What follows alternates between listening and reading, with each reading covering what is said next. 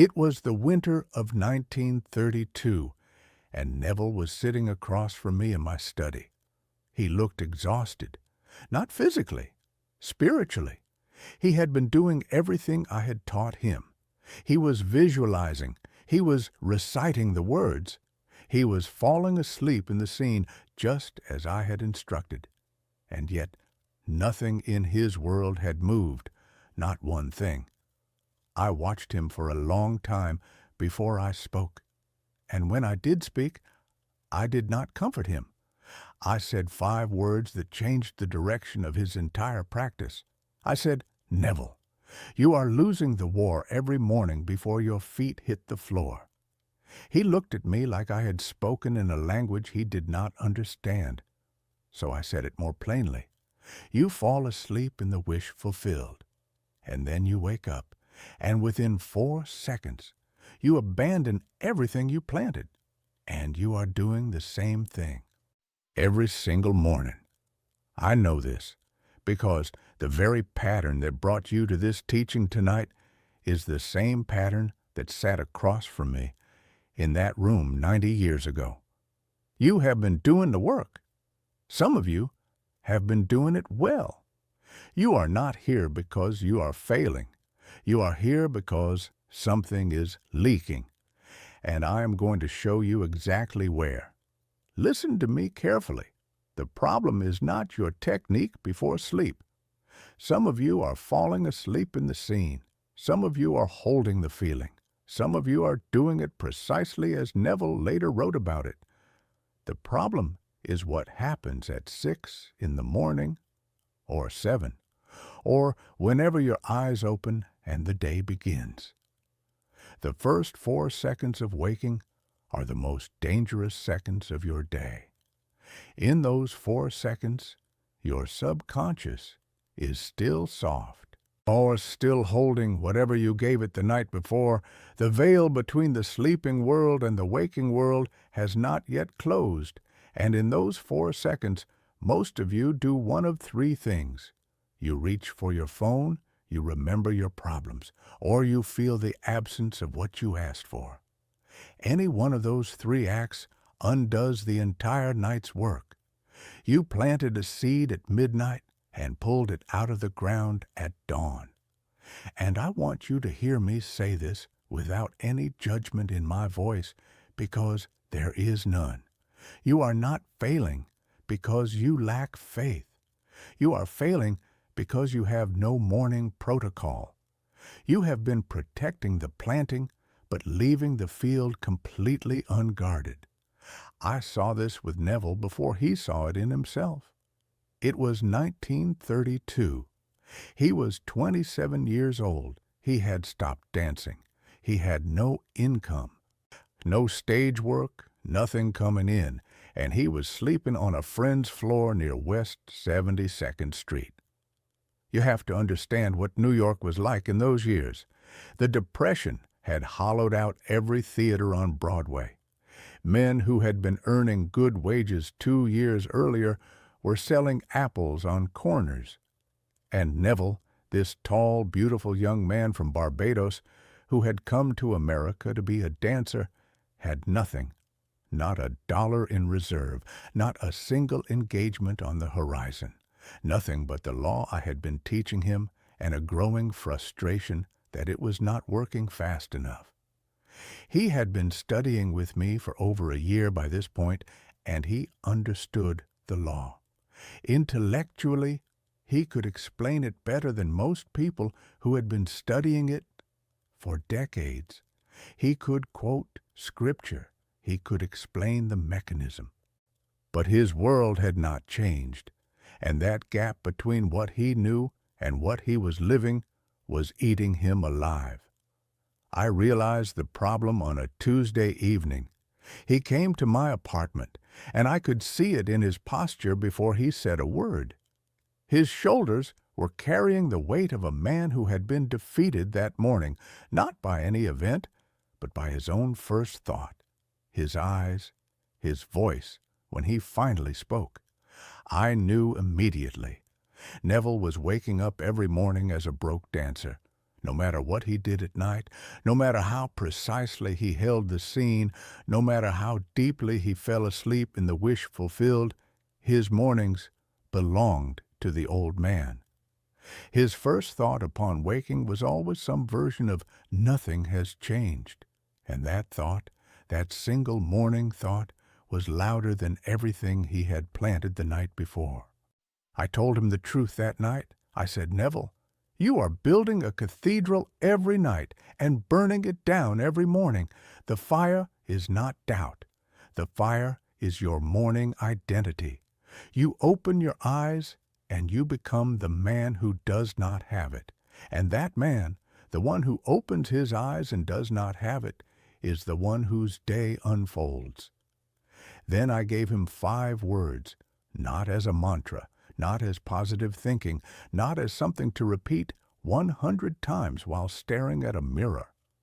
I gave him 5 words as the first act of the day, spoken before his feet touched the floor, before his eyes fully adjusted, before the old identity could reload itself.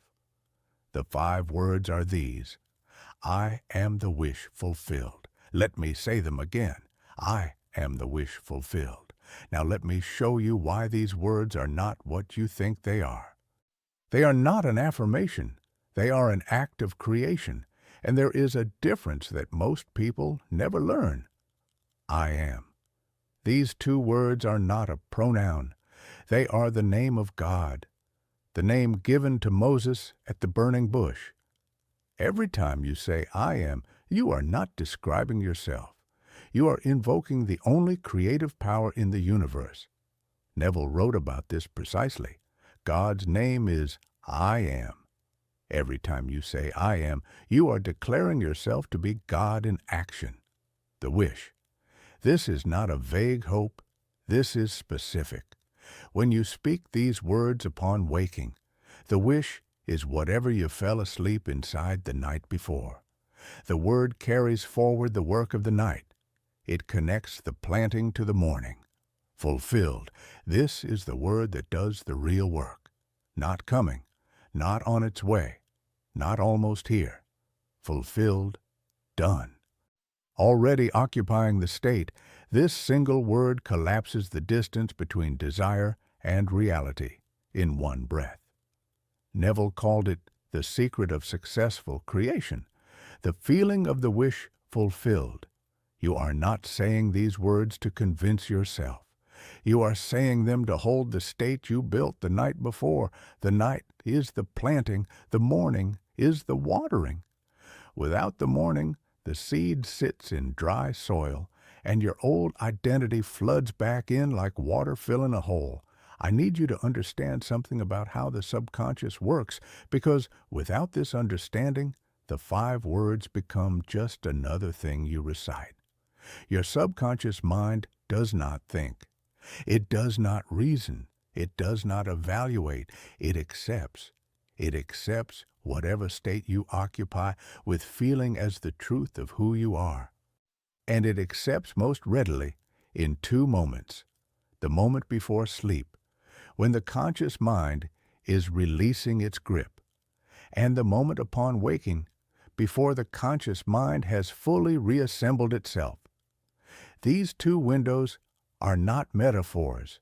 They are real openings in the architecture of your mind, and what passes through them determines what your subconscious builds into your world.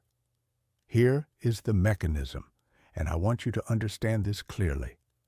In the first seconds of waking, the veil between the subconscious and the conscious mind is still thin. Your subconscious has been running all night on the impression you gave it. If the first conscious act is a declaration of that same state, I am the wish fulfilled, then there is no gap. The old identity never gets a chance to boot up. You carry the state across the threshold from sleep into waking, and the day begins inside the assumption rather than outside of it. The day does not happen to you. It unfolds from you.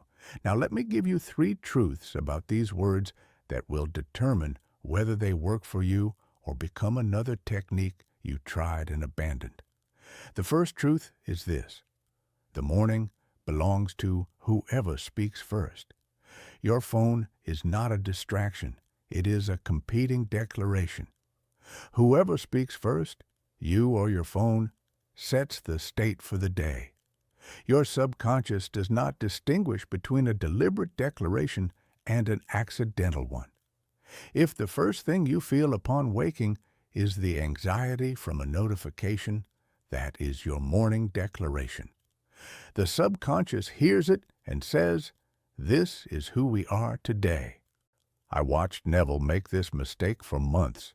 He would wake up and immediately begin calculating his problems: how much rent was owed, how many auditions he had missed, how many weeks until the money ran out. I told him plainly, "Neville, you are praying to your problems. You are on your knees before lack every single morning." He did not like hearing that, but he stopped reaching for his problems and started reaching for the 5 words instead. Within 3 weeks, his first real opportunity appeared. So hear me. Do not touch your phone for the first 5 minutes after waking. Speak the 5 words before your feet touch the floor. The sequence is eyes open, words spoken, feeling held, then rise. In that order, every morning.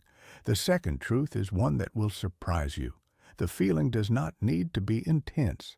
It needs to be first. Most of you have been trying to manufacture an overwhelming emotion every morning. You try to force joy, force certainty, force excitement. That is not what I taught Neville. The feeling only needs to be quiet and natural and first. The subconscious is not impressed by intensity. It is impressed by naturalness. A feeling that is forced feels like a lie to your deeper mind. A feeling that is quiet and assumed feels like truth. Neville wrote about this. The feeling of naturalness is the secret. When you say, "I am the wish fulfilled upon waking," do not try to feel ecstatic. Feel settled. Feel the quiet satisfaction of someone who already has it and is simply acknowledging a fact. Neville made this mistake too in the beginning. He would try to whip himself into a frenzy of faith every morning. I told him, "Neville, if you already had it, would you be this excited? No, you would be calm. Be calm." The shift was immediate. Once he stopped trying to feel something extraordinary and simply rested in the assumption began to harden into fact. So when you speak the 5 words, let them settle. Do not chase the feeling. Let it be as natural as remembering your own name. You do not get emotional when you remember your name. That is the level of naturalness the subconscious requires. The third truth is the one most people never hear, and it is the one that separates those who use this law from those who merely study it. You are not affirming. You are reporting. An affirmation is something you say to change your reality. A report is something you say because your reality has already changed. These 5 words are a report, not a request. When I told Neville he was in Barbados, I did not say, "Believe you are in Barbados." I did not say, "Affirm that you are in Barbados." I said, "You are in Barbados." That was a report. It was a statement of fact about where he stood in consciousness. It did not matter that his body was still in New York. His consciousness had already moved. The outer world had no choice but to follow. The morning declaration operates the same way. When you say, "I am the wish fulfilled," you are not asking. You are not hoping. You are reporting your position. The question is not whether the words are true. The question is whether you are reaching up to grab something or standing on ground that is already yours. I want to pause here because we have arrived at a threshold. What I have given you tonight is the morning side of the work. The 5 words. The bridge between the sleeping state and the waking state. But a bridge has two sides, and the full protocol, the one I taught Neville in the winter of 1933, begins the night before. There are 4 movements done in a specific order every night before sleep. Revision to clear the soil. Correction of inner speech to remove the weeds. Precise construction of the scene so the seed is exactly right. And falling asleep inside the state so the transfer is complete before morning. The 5 words you speak upon waking are the seal on that nightly work. Without the night, the morning words have nothing to protect. Without the morning, the night's work evaporates. I have prepared a complete guided protocol. 7 nights of instruction that walk you through each layer of this sequence in the exact order I originally taught it to Neville. I call it the transfer. It is not a technique you perform. It is an identity you become. If you are ready to move beyond surface-level practice and into the full nightly sequence that rewired Neville's identity from the inside, comment the word reset below this video. Not as a comment, as a declaration. The guide will be sent to you. Now, let me give you your practice for tonight, because I do not teach without sending you home with something to use. Tonight, as you lie down, bring your awareness to a single scene that implies your wish is fulfilled. Not the process of getting it, not the hoping, not the asking, the moment after. The scene that could only exist if the wish were already done. Hold that scene, feel it, let it become more real than the room around you. If your mind wanders, bring it back gently. You are not fighting your thoughts. You are simply choosing which reality to fall asleep inside.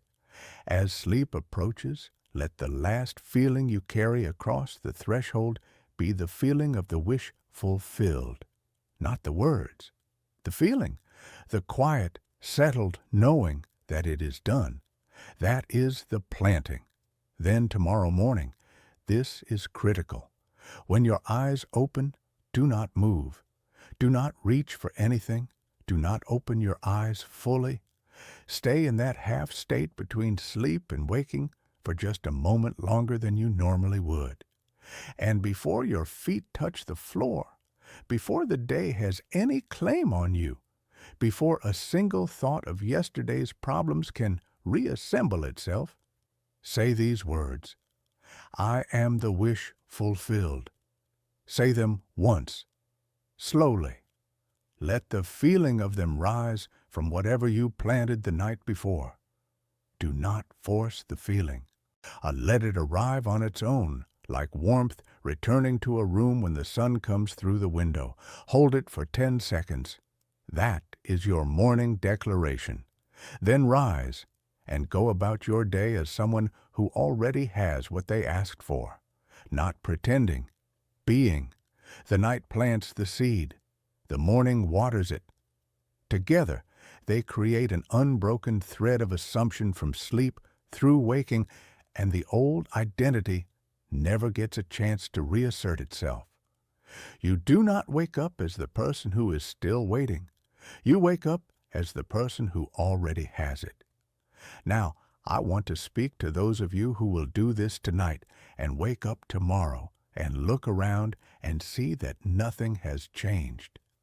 The same room, the same circumstances, the same silence where you expected to hear something, the same bank account, the same empty chair, the same distance between where you are and where you want to be. I want you to hear me clearly. That silence is not a rejection. It is the bridge. Every fulfilled desire passes through a period of silence. The seed does not announce itself the morning after it is buried. It goes dark. It goes quiet. And inside that quiet, everything is rearranging to match what you declared. The people who need to move are moving. The circumstances that need to shift are shifting. The bridge of incidents is assembling itself one piece at a time in ways you cannot see and do not need to see. Your delay is not a denial. The fact that you cannot see it yet is not evidence that it is not working. It is evidence that the law is still hardening what you planted, and the law does not fail. It has never failed, not once. The morning where you open your eyes and still see the old world, that is the exact morning these 5 words were made for, not the morning after it manifests. Any fool can declare the wish fulfilled when they are holding the evidence. The power is in declaring it before the evidence arrives. That is when you prove that your assumption is fact.